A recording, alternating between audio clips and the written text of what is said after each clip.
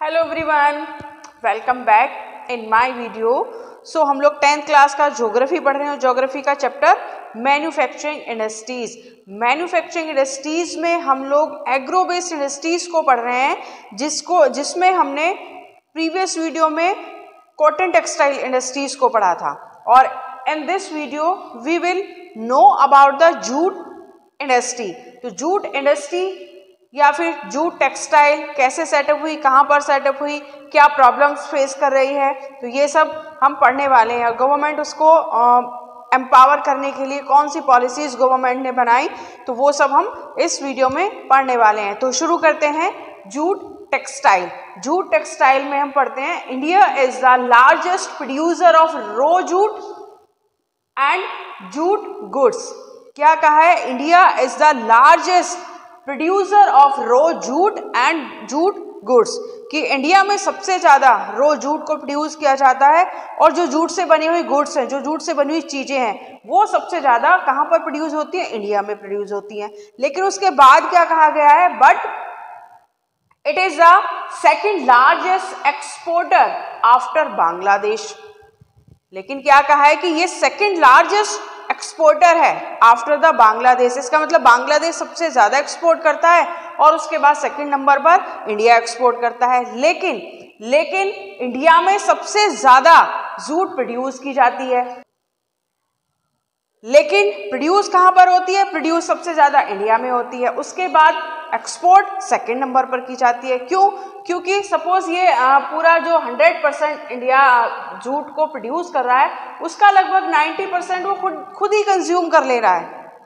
90% 80% वो खुद ही कंज्यूम कर ले रहा है, और जो 9, 10 और 20% बचा है उसको वो एक्सपोर्ट कर रहा है। वहीं पर अगर हम बांग्लादेश की बात करें तो बांग्लादेश सेकंड नंबर पर है, कि सबसे ज्यादा तो इंडिया में है लेकिन प्रोड्यूस सबसे ज्यादा इंडिया में हो रहा है, उसके बाद बांग्लादेश में हो रहा है। तो सपोज बांग्लादेश में 50% अगर प्रोड्यूस हो रहा है तो 50% में से वो कितना 40% तो वो एक्सपोर्ट कर रहा है, और यूज कितना कर रहा है? 10%।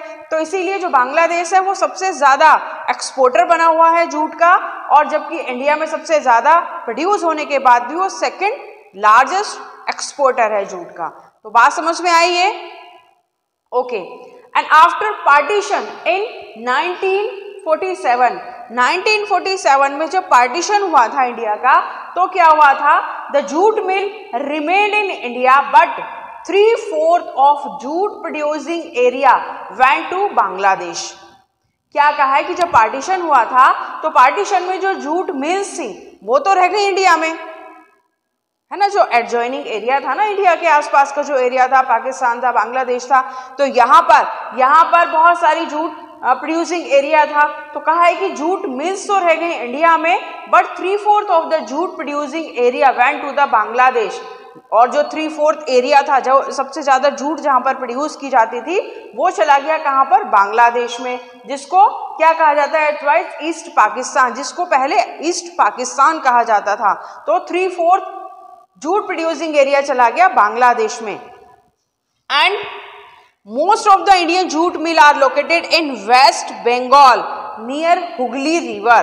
क्या कहा है कि जो most of the jute mills हैं वो कहां पर हैं? लोकेटेड इन वेस्ट बंगाल, वेस्ट बंगाल में है। और कहां पर? Near Hooghly river. Hooghly river की एक नैरो बेल्ट में सारी जितने भी जूट मिल्स हैं वहां पर वो सेटअप की गई हैं। क्यों? वहां पर क्यों सिचुएटेड हैं?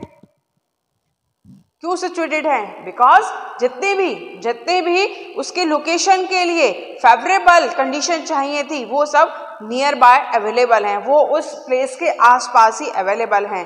तो कौन से रीजन हैं, कौन सी वो कंडीशंस हैं जो उसकी लोकेशन के लिए रेस्पॉन्सिबल हैं? तो first is the proximity to jute producing area. तो सबसे पहले तो वहीं पर फैक्ट्री को सेटअप किया जाएगा जहां पर सबसे ज्यादा जहां पर इजीली रॉ मटेरियल अवेलेबल हो। ऐसा तो नहीं कि वेस्ट बंगाल में सबसे ज्यादा जूट प्रोड्यूस किया जा रहा है और जो मिल है, जो फैक्ट्री है, वो लगा दो जाकर कहां पर लगा दो, जो उसको गुजरात में जाकर लगा दो, उसको बॉम्बे में जाकर लगा दो। तो क्या होगा कि बहुत सारा पैसा या फिर बहुत सारी कॉस्ट ऑफ ट्रांसपोर्टेशन में आ जाएगी, कि पहले रॉ मटेरियल को ढोकर लेकर जाना, फिर जो उसके बाद जो फिनिश्ड गुड है उसको ट्रांसपोर्ट करना है। तो वेस्ट बंगाल एक फेवरेबल कंडीशन प्रोवाइड करा रहा है रॉ मटेरियल के लिए। Proximity to jute producing area की, उसके आसपास का जो एरिया है वहां पर सबसे ज्यादा जूट प्रोड्यूस की जाती है, तो इसीलिए रॉ मटेरियल इजीली अवेलेबल है, इसलिए सबसे ज्यादा मिल्स हैं और फैक्ट्रीज हैं।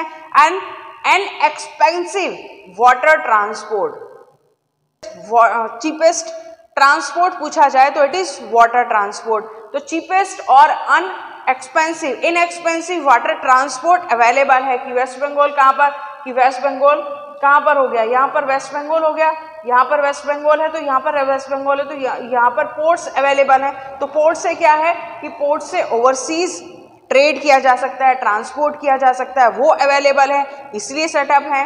And good network of railways, और इसके साथ साथ वाटर ट्रांसपोर्ट के साथ साथ जो रेलवे और रोडवेज का नेटवर्क है वो भी बहुत अच्छा है, उसकी भी गुड कनेक्टिविटी और गुड नेटवर्क है। Good network of railways and roadways यहाँ पर वेस्ट बंगाल में पाए जाते हैं कि रोडवेज और रेलवेज से भी उसको ट्रांसपोर्ट इजीली किया जा सकता है। And abundant water for processing raw jute, raw jute को प्रोसेस किया जाता है कि जब उसको कल्टीवेट किया जाता है तो ग्रीन कलर का होता है, लेकिन उसको प्रोसेस किया जाता है। जैसे बहुत सारे जूट के क्या देखते हैं हम, बहुत सारे जूट के बैग्स देखते हैं, पर्स देखते हैं और बहुत सारे डेकोरेटिव आइटम्स देखते हैं, जूट के बने होते हैं, कैसे ब्राउन कलर के होते हैं, तो उसको प्रोसेस किया जाता है। प्रोसेस करने के बाद ही जूट को उस प्रोसेस करने के बाद ही वो जूट हमें मिलती है। तो उसको प्रोसेस करने में बहुत सारा पानी चाहिए होता है, बहुत सारा वाटर लगता है। तो वाटर कहाँ अवेलेबल है, वेस्ट बंगाल में। वेस्ट बंगाल में जो रिवर्स हैं वहाँ पर और सी के आसपास का जो एरिया है वहाँ पर अवेलेबल है अबेंडेंट अवेलेबिलिटी ऑफ वाटर उसको प्रोसेस करने के लिए, इसलिए। And cheap labour from the West Bengal and adjoining area, और जो वेस्ट बंगाल है, वेस्ट बंगाल के आसपास का जो एरिया है वहाँ पर इजीली चीप लेबर अवेलेबल है कि काम करने के लिए मिल्स में, फैक्ट्रीज में लोग लगेंगे, लोग चाहिए होंगे काम करने के लिए, तो वो यहाँ पर इजीली अवेलेबल हैं। दोनों तरह के स्किल्ड और अनस्किल्ड लेबर यहाँ पर आसानी से मिल जाती है। And Kolkata urban centre provided banking, insurance and port facilities, और जो अर्बन सेंटर है कोलकाता अर्बन सेंटर उनको प्रोवाइड करता है दूसरी जो चीज़ें उनको चाहिए, जैसे बैंकिंग है, इंश्योरेंस है, पोर्ट फैसिलिटीज़ हैं, वो सब प्रोवाइड कराता है उनको कोलकाता। तो ये सारी फेवरेबल कंडीशंस हैं जिसकी वजह से most of the jute mills West Bengal में एस्टेब्लिश है, वेस्ट बंगाल में लोकेटेड है। आई बात समझ में? इतनी तो बात समझ में आ गई होगी। ओके, एंड बात करते हैं अब हम जो फर्स्ट जूट मिल है। जैसे फर्स्ट कॉटन मिल हमने पढ़ी थी, फर्स्ट कॉटन मिल कहाँ पर सेटअप की गई थी? इससे पहले वाले वीडियो में पढ़ा था ना, तो आप मुझे बताइए कि कहाँ पर सेटअप की गई थी और कब सेटअप की गई थी। वैसे ही हम फर्स्ट जूट मिल की बात करें तो it was set up near Kolkata in 1859। 1859 में कोलकाता के पास कहाँ पर, रेशरा में उसको एस्टेब्लिश किया गया था कि जो सबसे पहली इंडिया में जूट मिल लगी थी वो कोलकाता के रेशरा में 1859 को सेटअप हुई थी। उसके बाद बहुत सारी मिल्स को सेटअप किया गया था, लेकिन जो फर्स्ट सेटअप हुई थी वो 1859 में सेटअप की गई थी। अब जो जूट मिल है या जूट इंडस्ट्रीज हैं वो बहुत सारी प्रॉब्लम्स को भी फेस कर रही हैं। अब ये प्रॉब्लम्स हैं क्या और क्यों फेस कर रही है, तो प्रॉब्लम्स को हम डिस्कस कर लेते हैं। सम challenges और some problems faced by the jute industries क्या है? सबसे पहले तो stiff competition by synthetic substitute in international market। International market में जो सबसे ज़्यादा टफ कंपटीशन है उसका वो है सिंथेटिक फाइबर से। सिंथेटिक फाइबर से, तो सिंथेटिक फाइबर को उसके साथ वो compete नहीं कर पा रहा है कि सिंथेटिक फाइबर क्या है, इजीली अवेलेबल है इंटरनेशनल मार्केट में, और उसके साथ साथ उसकी ड्यूरेबिलिटी बहुत है, ड्यूरेबिलिटी बहुत ज़्यादा है, इजीली पोर्टेबल है कि कहीं पर उसको इजीली ले जा सकते हैं। ये थोड़ा हैवी होता है और उतना ज़्यादा ड्यूरेबल नहीं है। तो ये जो सिंथेटिक फाइबर है, सिंथेटिक फाइबर या फिर सिंथेटिक जो इसका सब्स्टिट्यूट है जूट का जो सब्स्टिट्यूट है वो उसको बहुत ज़्यादा टफ कंपटीशन दे रहा है इंटरनेशनल मार्केट में, जिसको वो कम्पीट नहीं कर पा रहा है। और second, competition from international competitors like Bangladesh, Brazil, Philippines, Japan, Egypt and Thailand. अब ऐसा तो है ही नहीं कि सिर्फ इंडिया ही जूट को प्रोड्यूस कर रहा है, इंडिया के साथ साथ जो दूसरी कंट्रीज हैं वो भी तो प्रोड्यूस कर रही हैं। तो वो कंट्री जो जूट को प्रोड्यूस कर रही हैं वो भी उसको एक टफ कंपटीशन दे रही हैं। और इंटरनेशनल मार्केट में टिकेगा कौन? कौन टिक पाएगा? वो जो बेस्ट क्वालिटी देगा, जो सही रेट देगा, जो बेस्ट क्वालिटी देगा और चीप रेट देगा, वही उस मार्केट में टिक पाएगा। And high price and less demand. High price हैं और लोगों को उसके एक तो रेट बहुत ज़्यादा हाई है, प्राइजेस हाई हैं, उसके साथ साथ उसका सब्स्टिट्यूट भी मार्केट में है, तो उसके साथ इसीलिए उसकी जो डिमांड है वो भी धीरे धीरे कम होती चली जा रही है। तो धीरे धीरे डिमांड कम हो रही है, तो जो इंडस्ट्रीज हैं वो प्रोड्यूस नहीं कर पा रहे हैं। तो ये कुछ चैलेंजेस हैं जो जूट इंडस्ट्रीज फेस कर रही हैं।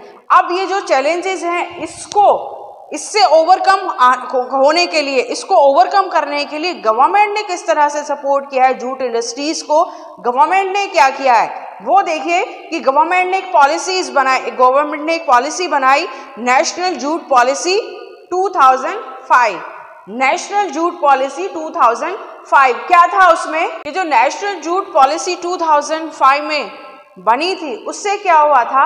It has increase internal demand of jute. तो उससे जो जूट की इंटरनल डिमांड थी, ये जूट की जो डिमांड थी वो इंक्रीज हो गई। अब ऐसा इस पॉलिसी में क्या था कि उससे जो जूट की डिमांड थी वो इंक्रीज हो गई।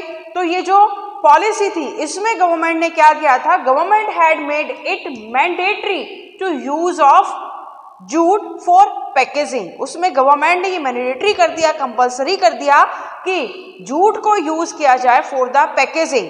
कि जैसे सीरियल्स हैं उसकी बोरी होती है ना, बड़े बड़े बोरे होते हैं कि उसमें जिसमें सिंथेटिक फाइबर से बने हुए कट्टे बोरे यूज किए जाते थे, उसकी जगह क्या यूज करेंगे? सिर्फ और सिर्फ जूट से बने हुए मटेरियल को यूज किया जाएगा।